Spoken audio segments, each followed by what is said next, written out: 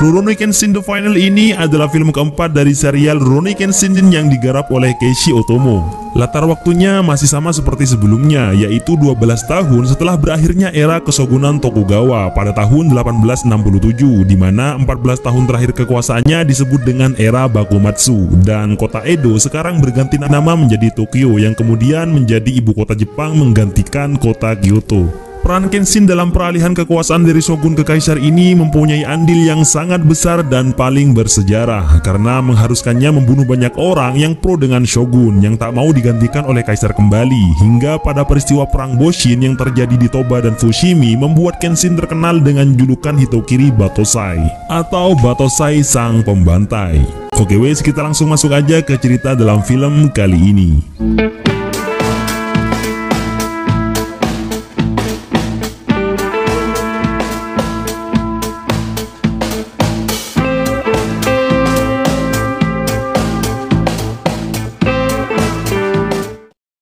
Dimulai dari stasiun kereta yang berada di kota Yokohama pada tahun 1879. 12 tahun setelah berakhirnya era Keshogunan menjadi era baru yang disebut dengan era Meiji, di mana kekuasaan shogun yang ke-15 atau yang terakhir yaitu Yoshinobu Tokugawa berestorasi atau beralih kembali ke pemerintahan yang dikuasai penuh oleh kaisar. Di kereta ini, para polisi yang dipimpin oleh Hajime Saito yang sekarang dikenal dengan nama Goro Fujita sedang beroperasi mencari seorang penjual senjata dari Shanghai yang dulu pernah menjual senjata dan kapal perang kepada orang yang bernama Shishio Makoto. Setelah menemukannya, ternyata orang itu sangat fasih berbahasa Jepang meski dengan penampilan Cina. Dia ternyata juga sangat mengenal Hajime yang dia kenal saat masih menjadi Shinsengumi. Orang itu bernama Enishi Yukishiro, seorang mafia dari Shanghai, Cina. Dengan santainya dia mengaku kalau dia memang menjual kapal perang dan senjata kepada Shishio Makoto. Bahkan dia juga malah menawari Hajime senjata yang dia dapat saat perang Boshin. Akhirnya Hajime langsung menyuruh anak buahnya agar membawanya untuk ditahan. Tapi nggak semudah itu. Enishi memberontak dan menusuk salah seorang prajurit serta malah menanyakan keberadaan Batosai Sang Pembantai. Pertanyaan itu membuat Hajime heran. Seorang mafia Cina tiba-tiba menanyakan mantan pembantai di Jepang. Setelah itu pertarungan pun terjadi.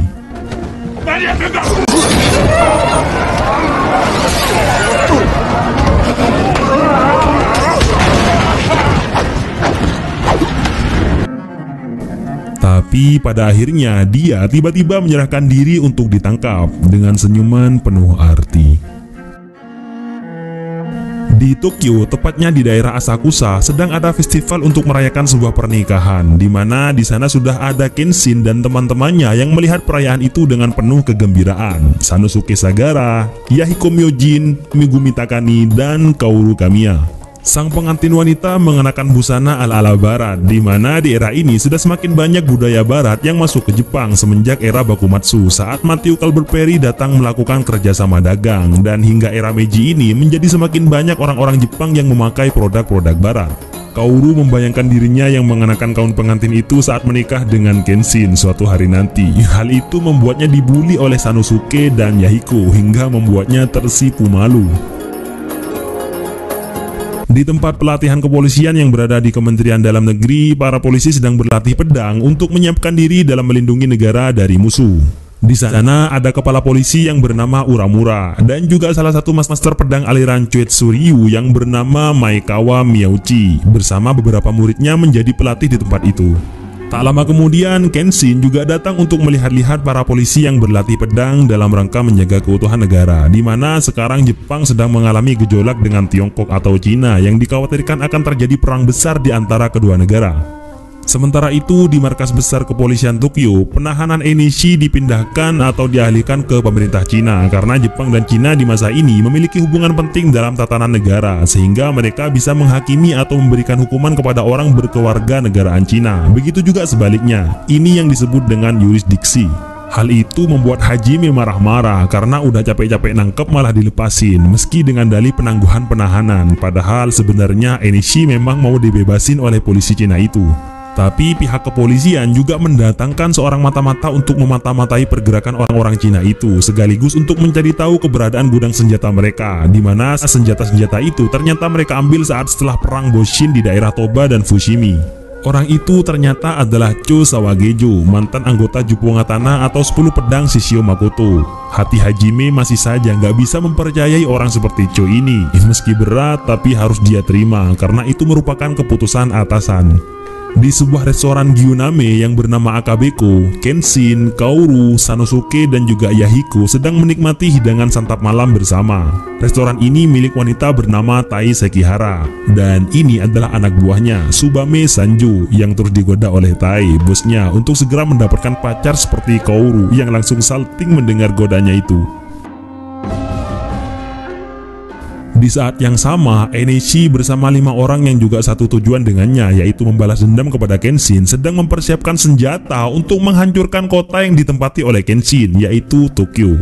6 orang termasuk Enishi ini dikenal dengan Rokunin no Doshi atau 6 sekawan, di mana mereka semua dipersenjatai dan dibiayai oleh Enishi untuk menyiksa Kenshin dohir batin, karena sejatinya mereka semua juga memiliki dendam yang sama kepada Kenshin. Enishi menyuruh orang yang bernama Kujiranami untuk meluncurkan tembakan meriam.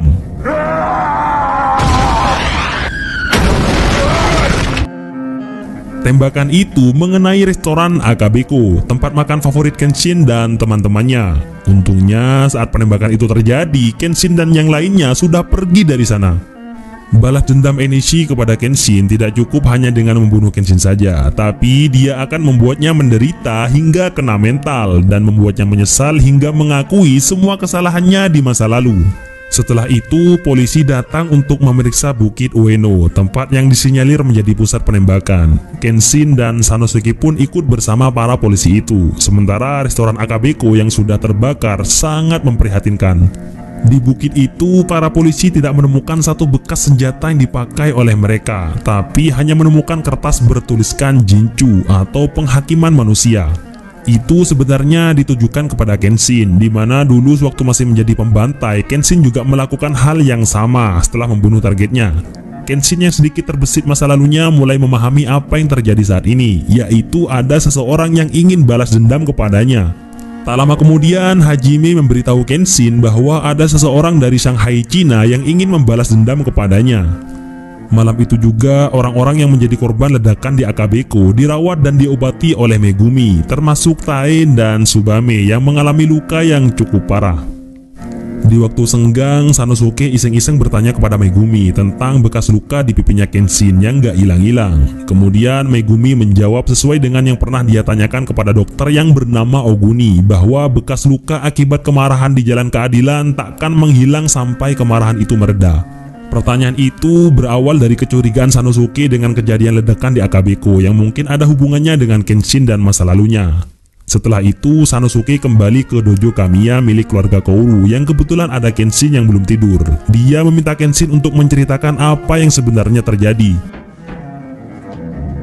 Namun tak lama kemudian, salah seorang murid dojo Maekawa datang dengan luka-luka yang cukup parah, dan dia memberitahu Kenshin bahwa dojonya diserang oleh seseorang yang sangat kuat. Bahkan beberapa polisi yang datang tidak dapat menghentikannya. Akhirnya Kenshin dan Sanosuke bergerak cepat menuju TKP. Di tengah jalan, mereka bertemu dengan beberapa orang polisi yang akan menuju rumah kepala polisi, Uramura, karena nggak ada kabar sama sekali darinya setelah peristiwa ledakan di Akabeko. Akhirnya Kenshin merubah halauan menuju kediaman Uramura, sedangkan Sanosuke tetap menuju dojo Maekawa. Ternyata di kediaman Uramura sedang ada pembantaian yang dilakukan oleh salah satu 6 sekawan yang bernama Hyoko Otawa. Dia mempunyai beberapa senjata di sekujur tubuhnya. Dia sangat membenci Kenshin karena telah membunuh temannya di masa lalu. Saat dia akan membunuh anak dan istri Uramura, Kenshin datang dengan sangat cepatnya. Dan pertarungan pun akhirnya berlangsung.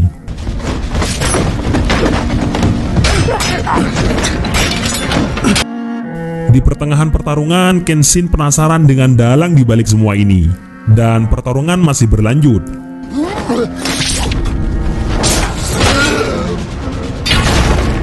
Kenshin memenangkan pertarungan, namun tanpa diduga, Otowa meledakkan diri di kediaman Uramura, membuat rumah kepala polisi itu hangus terbakar. Kenshin masih belum menemukan jawaban atas pertanyaan besarnya, siapa yang tega melakukan ini semua, padahal dendamnya hanya kepadanya, tapi kenapa melibatkan orang lain yang dekat dengannya. Sementara itu di dojo Maekawa, orang-orangnya pada dibantai semua oleh orang yang bernama Banjin Inoue. Dia merupakan petarung tangan kosong dengan memakai sarung tangan kebal yang dapat menangkis serangan apapun, bahkan pedang dan peluru. Dengan sangat brutal, dia membantai murid-murid dojo dan juga beberapa prajurit polisi yang datang. Bahkan dia juga membuat pimpinan dojo, Maekawa Miyauchi, terluka parah. Beberapa saat kemudian, setelah semuanya hancur berantakan dan orang-orangnya pada teler parah, Sanosuke baru sampai ke dojo itu dengan nada marah-marah. Keesokan harinya, saat berjalan di jalan sepi dengan perasaan sedih dan hampa, Kenshin bertemu dengan Enichi yang memang sedang menunggunya. Saat melihatnya, Kenshin sedikit melayangkan pikirannya ke masa lalu. Masa di mana dia tinggal bersama istrinya dulu di sebuah desa dan melihat Enichi remaja keluar dari rumahnya. Dia pun sangat terkejut adik dari istrinya sekarang berada di hadapannya, ingin membalas dendam atas kematian kakaknya. Sudah 14 tahun semenjak kejadian Enichi terakhir kali menyaksikan kakaknya yang tertebas pedang Kenshin. Dendam itu akan segera terbalas sedikit demi sedikit dengan harapan bisa membuat mental Kenshin terguncang dan mau mengakui kesalahannya di masa lalu, termasuk pembunuhan mantan tunangan kakaknya yaitu Akira Kyosato dan juga pembunuhan kakaknya sendiri. Enichi juga sedikit menceritakan masa lalunya kepada Kenshin setelah dia pergi dari Jepang menuju Shanghai, Cina dengan perjuangan besar hingga hampir mati di sana dan akhirnya bisa menjadi mafia besar yang paling disegani di sana. Dia melakukan semua itu hanya untuk membalas dendam kepada Kenshin atas kematian kakaknya. Dan sebentar lagi akan ada pembantaian yang lebih dahsyat lagi sebagai penghakiman kepada perbuatan Kenshin di masa lalu yang tak termaafkan, yang bukan hanya Kenshin yang akan menerimanya, tapi juga membuat orang-orang terdekat Kenshin mengalami bahaya. Setelah Enichi pergi dengan peringatan itu, Kenshin menjadi semakin lemas dan khawatir akan orang-orang terdekatnya. Di samping juga dia terbayang-bayangi perbuatannya di masa lalu. Saat di dojo Kamiya, dia semakin galau hingga setelah agak siang dia mengumpulkan teman-temannya dan mulai memberanikan diri untuk menceritakan bahwa semua kejadian pembantaian yang terjadi adalah sebagai balas dendam kepadanya. Saat dia menceritakan bahwa dalang dari semua ini adalah adik dari istrinya, di mana hal itu terjadi gara-gara dia membunuh istrinya sendiri, Kaoru, Sanosuke, bahkan Megumi sangat terkejut. Kenshin juga menceritakan saat pertama kali dia bertemu dengan Tomoe saat di sebuah kedai, di mana waktu itu Tomoe diganggu oleh dua orang gak jelas dan Kenshin menyelamatkannya bahkan sampai membunuh orang-orang itu. Setelah itu, Kenshin memintanya untuk melupakan kejadian itu dan menyuruhnya pergi. Tapi dia malah bekerja sebagai pelayan penginapan di sana selama beberapa waktu hingga akhirnya mereka berdua memupuk perasaan satu sama lain. Karena terjadi insiden yang berhubungan dengan klan pemberontak Shogun di mana Kenshin berada dalam bahaya waktu itu, akhirnya membuat mereka berdua pindah ke sebuah rumah di pedesaan untuk hidup bersama sebagai suami istri, sambil lalu Kenshin bekerja sebagai petani untuk memenuhi kebutuhan sehari-hari mereka. Kenshin sangat bahagia dengan kehidupannya waktu itu. Begitu juga Tomoe. Perasaan asli Tomoe tidak bisa dibohongi bahwa dia sangat mencintai Kenshin. Suatu saat, Tomoe menceritakan bahwa dia pernah bertunangan dengan seseorang dan hampir saja menikah, tapi calon suaminya itu mati saat terjadi kerusuhan di Kyoto. Sambil menangis, dia menceritakan semua itu kepada Kenshin tanpa menyebutkan nama calon suaminya itu. Dengan hati yang sangat tulus, Kenshin mengatakan akan menggantikan kebahagiaannya yang dulu belum sempat dia rasakan. Namun di balik semua itu, ternyata dari awal perkenalan Tomoe dan Kenshin sudah direncanakan untuk membalas dendam, di mana Tomoe dimanfaatkan oleh kelompok pembunuh yang bernama Yaminobu untuk mendekati Kenshin dan mencari tahu kelemahannya. Tapi memang seiring berjalannya waktu, perasaan Tomoe kepada Kenshin semakin besar. Tiap malam dia pasti menulis kesehariannya dalam buku harian tentang kehidupannya dan perasaannya kepada Kenshin. Pada suatu hari, adiknya yaitu Enichi datang untuk memberitahunya bahwa operasi rencana pembunuhan Kenshin sudah dekat dan dia menyuruh kakaknya itu untuk bersiap-siap. Tapi waktu itu, Tomoe merasa bimbang dan sangat bersalah dengan apa yang akan dilakukannya. Karena gara-gara rencana ini, dia harus merasakan sakit hati karena harus jatuh cinta pada orang yang telah membunuh calon suaminya dan sekarang malah berencana membunuhnya. Dia sudah benar-benar jatuh cinta kepada Kenshin. Cinta memang gak bisa ditebak, apalagi direncanakan. Tapi yang jelas datangnya cinta karena seringnya bersama. Tapi Tomoe tetap harus mengikuti rencana Yaminobu untuk membunuh Kenshin. Dia pun akhirnya menyuruh Enishi untuk segera pergi dari sana. Saat keluar, dia malah berpapasan dengan Kenshin yang hendak masuk ke rumahnya. Kemudian keesokan harinya, Kenshin menemukan Tomoe sudah tidak bersamanya. Ternyata dia pergi menemui Yaminobu, di mana sebelum pergi dia meninggalkan catatan hariannya dan juga selebaran agar Kenshin menemuinya di sebuah hutan. Dari catatan harian Tomoe, Kenshin mengetahui bahwa calon suami yang diceritakan oleh Tomoe ternyata adalah orang yang dia bunuh sebelumnya, yaitu Akira Kiyosato yang telah membuat goresan pertama di pipi kirinya. Kemudian setelah Kenshin ke hutan seperti yang Tomoe tulis, ternyata itu cuma jebakan dari Yaminobu. Pada saat Kenshin bertarung dengan pemimpinnya yang bernama Tatsumi, Kenshin hampir kalah. Namun entah kenapa Tomoe malah datang menyelamatkannya dengan menghadang Tatsumi, sehingga tebasan pedang Kenshin juga mengenainya dengan keras. Sebelum menghembuskan nafas terakhirnya, Tomoe menggoreskan pedang kecil ke pipi kirinya hingga membuat luka goresan Kenshin bertambah satu dan berbentuk silang. Dan ternyata kejadian itu ditonton oleh Enishi, adik dari Tomoe, hingga semenjak saat itulah kebenciannya kepada Kenshin tak terbendung lagi. Mendengar kisah masa lalu Kenshin membuat semuanya juga merasakan kesedihan, seakan-akan ikut menyelami perasaan terdalam Kenshin. Bahkan Kaoru sempat cemburu dengan kisah cinta Kenshin dan istrinya yang rela mati di tangan Kenshin demi menyelamatkannya. Di saat yang sama, para polisi sedang bersiap-siap menghadapi serangan selanjutnya sebagai wujud pengabdian pada negara. Kemudian Hajime diberi peta tempat gudang senjata mafia Shanghai yang berada di Yokohama oleh Cho Sawagejo. Padahal Hajime sudah mulai sedikit bersimpati kepadanya, tapi ternyata di balik itu dia tetap sangat menentang rezim baru ini. Peta yang diberikan pada Hajime itu ternyata hanyalah jebakan atas perintah dari mafia bawahan Enishi, yaitu Wu Heising. Setelah itu dia menemui Enishi untuk minta imbalan atas kerjaannya menjebak Hajime. Dia meminta salah satu pedang buatan Cina yang ada di ruangan Enishi. Bahkan dia menentang Enishi untuk mencoba pedang itu.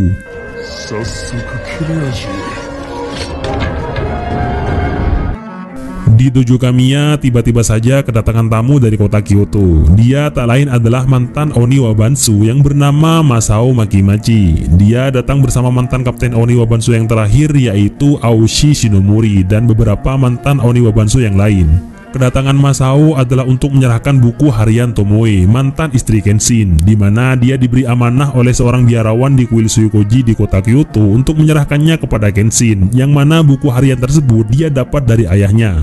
Lalu buku harian itu pun dititipkan kepada Kaoru. Sementara itu, Kenshin berjalan di pusat kota Tokyo yang sebentar lagi bakalan ada pembantaian besar-besaran hanya untuk balas dendam kepadanya. Pada malam hari setelahnya, Hajime dan beberapa prajurit polisi datang ke tempat yang diarahkan oleh Cho. Saat sampai di sana, yang ada malah orang-orang Cina yang sudah bersiap-siap menyerang mereka.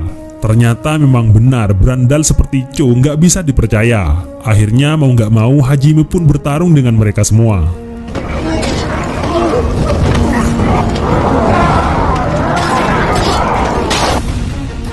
Ternyata hal itu dilakukan untuk mengulur waktu polisi, di mana malam itu adalah malam yang dijanjikan oleh Enishi, yaitu malam penghakiman.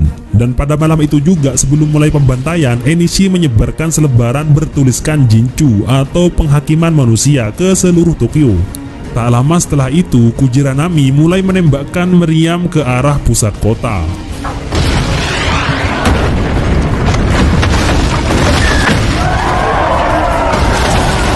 Membuat semua orang kaget dan ketakutan. Selain itu, semua anggota 6 sekawan sudah mulai melakukan penyerangan, juga bersama beberapa prajurit dari Cina. Malam itu merupakan malam yang sangat tragis. Desember tahun 1879, Tokyo menjadi lautan api. Kematian orang-orang bagaikan hujan darah yang terus mengalir. Setelah ledakan itu, Kenshin langsung berlari dengan sangat cepat menuju pusat penembakan. Akhirnya Kenshin bertemu dengan si tangan senjata, Kujiranami, yang langsung menembakinya secara bertubi-tubi.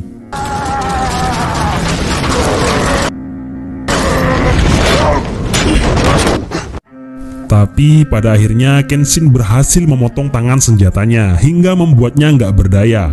Saat itulah dia memohon kepada Kenshin agar membunuhnya, di mana 14 tahun yang lalu hal ini juga terjadi padanya. Dengan membiarkan dirinya tetap hidup akan semakin membuatnya tak punya harga diri sebagai samurai. Meski begitu, Kenshin tetap tidak mau membunuhnya karena janjinya sudah mantap untuk nggak lagi ngebunuh orang. Tak lama kemudian polisi datang untuk menangkapnya. Di waktu yang sama, salah satu dari 6 sekawan yang bernama Yatsume juga dengan gencar melakukan pembantaian. Tapi saat itu Oshi, sang mantan kapten Oniwa Bansu, datang untuk bertarung dengannya. Padahal yang diharapkan Yatsume adalah berhadapan dengan Kenshin, tapi Oshi nggak bisa dianggap remeh. Tak lama kemudian Masao datang untuk membantu.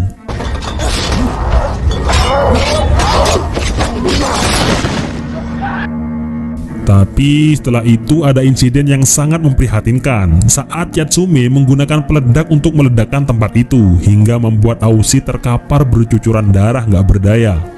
Dan di waktu yang sama juga Enishi mendatangi dojo Kamiya dengan membawa karung berisi mayat Cho Sawagejo yang sudah dia bunuh. Di sana dia disambut oleh Sanosuke yang langsung menerka bahwa dia inilah yang bernama Enishi, mantan adik ipar Kenshin yang menjadi dalang kerusuhan ini. Akhirnya Sanosuke pun bertarung dengannya.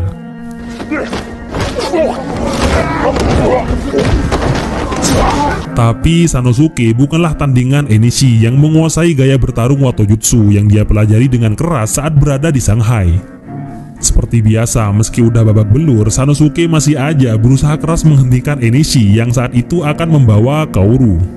Dan beberapa waktu kemudian Kenshin dengan cepat menuju dojo Kamiya setelah mengalahkan Kujiranami. Tapi saat sampai di sana, Sanosuke dan murid-murid dojo sudah pada teler gak berdaya semua. Hanya Yahiko yang masih seger, tapi dengan penyesalan yang amat sangat dalam karena gak bisa berbuat apa-apa saat Kaoru dibawa oleh Enishi. Kemudian Kenshin menemukan surat penghakiman manusia di mulut Cho yang sudah mati. Keesokan harinya, Hajime terkejut melihat keadaan kota Tokyo yang sangat amburadul dan kocar-kacir. Malam itu, dia dan beberapa anak buahnya nggak ada di sana saat pembantaian terjadi karena dijebak oleh musuh di kota Yokohama yang jaraknya sekitar 35 km dari kota Tokyo. Dia bersedih melihat kotanya dihancurkan seperti itu. Sementara itu, Kaoru ternyata masih tidak dibunuh oleh Enishi. Dia terbangun dari tidurnya dan langsung kabur dari sana. Namun di penghujung jalan dan gak menemukan jalan lagi, Enishi malah datang menghampirinya. Saat Enishi akan membunuh Kaoru dengan mencekik lehernya, tiba-tiba saja dia menghentikannya. Ternyata saat itu dia teringat dengan kakaknya, yaitu Tomoe, dengan wajah sedih seakan-akan gak mau adiknya itu membunuh Kaoru. Di dojo Kamiya, Kenshin menatap tulisan yang terpampang di sana, yaitu hidup dalam kebenaran yang nyata, membuatnya merenungi hal-hal yang terjadi di masa lalu bersama Kaoru, gurunya yaitu Seijuro, Megumi, dan juga teman-teman yang lain yang selalu memberinya semangat untuk hidup, termasuk mendiang istrinya, Tomoe Yukishiro. Semua itu membuat hatinya mantap untuk menghadapi dan menghentikan adik iparnya itu. Akhirnya dia pun pamit pada Yahiko untuk pergi menjemput Kaoru. Sementara itu, Enishi memanggil Wu Heising selaku orang nomor 2 dalam organisasi gelap mafia pedagang senjata untuk memberitahunya bahwa setelah rencana penghakimannya selesai, organisasi mafia ini akan sepenuhnya menjadi milik Heising. Tapi Heising merasa jengkel kepada Enishi karena selalu bertindak seenaknya sendiri. Bahkan dia juga disentak oleh Enishi saat mencoba menasehatinya kalau ketangkep lagi dia nggak akan bisa dibebaskan lagi. Akhirnya setelah itu bukan hanya Kenshin yang ingin dia bunuh, bahkan Enishi juga bakalan dia bunuh.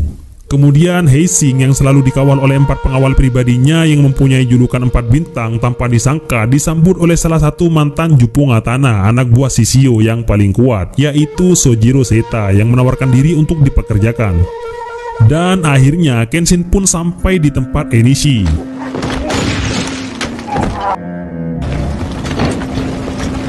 Dia sendirian melawan begitu banyaknya pasukan dari Cina itu, ditambah lagi Yatsume dan Banjin.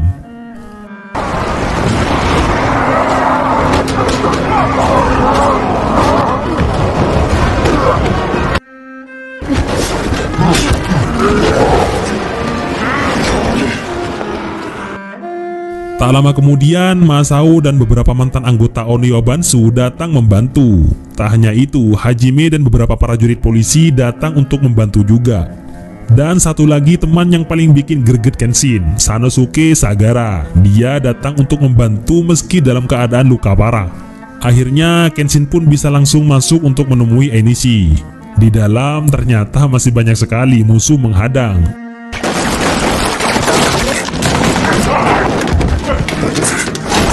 Bahkan di sana juga ada Sojiro yang dulu pernah dikalahkan oleh Kenshin.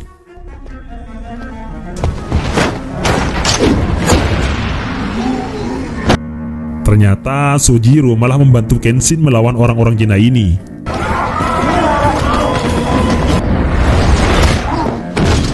Di luar, Masao bertarung melawan Yatsume.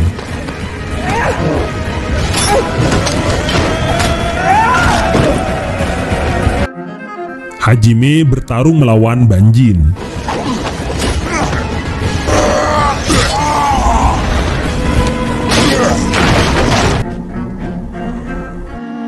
Kemudian karena musuh masih saja datang lagi, akhirnya Sojiro mempersilahkan Kenshin untuk masuk menemui Enishi, sementara dia yang melawan musuh yang ada di depannya. Dan inilah akhirnya yang ditunggu-tunggu, pertarungan Kenshin melawan Enishi.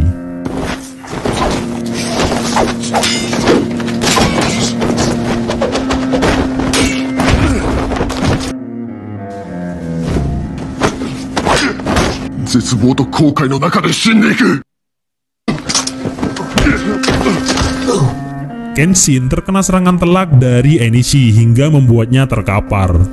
Saat itulah Enishi ingin Kenshin melakukan bunuh diri atas kejahatannya di masa lalu. Tapi Kenshin gak akan melakukan hal itu karena dia harus menghentikan Enishi terlebih dahulu agar dia sadar bahwa bukanlah kematian yang bisa dijadikan tebusan atas dosa di masa lalu. Kemudian Kenshin pun bangkit kembali melanjutkan ronde pertarungan.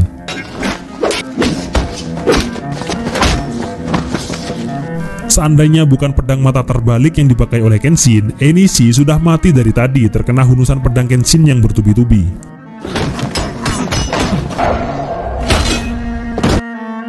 Kenshin akhirnya bisa membuat Enishi gak berdaya. Tapi saat Enishi menusuknya dengan pedang kecil, Kenshin malah terdiam gak menghindar dan dia malah meminta maaf pada Enishi. Hal itu membuat Enishi mulai bersimpati kepadanya. Namun tiba-tiba Kenshin ditembak dari belakang oleh Wu Heising. Dan saat dia akan menembak Enishi juga, tiba-tiba Kaoru datang menghentikannya hingga Kaoru terhempas. Dan saat Heising akan menembak Kaoru, tiba-tiba tanpa diduga Enishi malah menghadangnya hingga Kaoru selamat dari kematian. Namun punggungnya terkena tembakan. Hal itu membuat Enishi sangat murka pada Heising hingga memukulnya bertubi-tubi dengan sangat keras. Kaoru yang melihat hal itu menyuruh Enishi untuk menghentikan pukulannya kepada Heising yang saat itu juga dihentikan oleh Kenshin. Seraya berterima kasih kepadanya karena telah melindungi Kaoru. Ini adalah momen yang sangat mengharukan, di mana hati Enishi mulai menyadari ketulusan Kenshin hingga membuatnya gak bisa berkata apa-apa lagi. Setelah semua musuh dikalahkan, Enishi pun akhirnya menjadi tahanan resmi pemerintah Jepang atas kejahatannya. Di dalam penjara, dia dikirim buku harian kakaknya oleh Kaoru. Setelah membaca semuanya dari awal sampai akhir, barulah dia menyadari perasaan kakaknya yang sesungguhnya terhadap Kenshin. Dia pun akhirnya menangis sedih sekali.